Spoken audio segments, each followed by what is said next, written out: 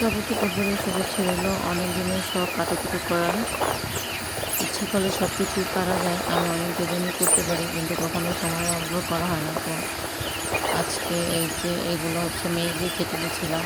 তারপর মনে পড়লো যে মাথার মধ্যে একটু শয়তানি মনে পড়লো যে একটু শয়তানি করে দেখি। তাই এই যে একটু কাটিং কুটিং করতেছিলাম। কাটিং করতে ভালোই লাগে, কিন্তু সময়ের অভাব যে কারণে হয়ে ওঠে না। চেষ্টা করি সুন্দর করে করার জন্য, হয়ে ওঠে না অনেক সময়। এই তো আমি একটা সুন্দর গোলাপ ফুল বানিয়েছি, তার পাশ দিয়ে একটা লতা পাতা দিয়ে দিয়েছি। এটা হচ্ছে গোলাপ ফুলটা কমলা দিয়ে বানানো, আর বাকিটা তো শসা দিয়ে বানানো। সব কিছু দেখিয়েছি। বিয়ে বা গায়ে হলুদের অনুষ্ঠানে আমাদের বাড়িতে সবসময় আমাকে এইসব ডিজাইন করতে ডাকতো। আমি সুন্দর করে অনেক কিছু করার চেষ্টা করতাম। ধন্যবাদ সবাইকে, সবাই পাশে থাকবেন। কেমন হয়েছে অবশ্যই কমেন্ট করে জানাবেন।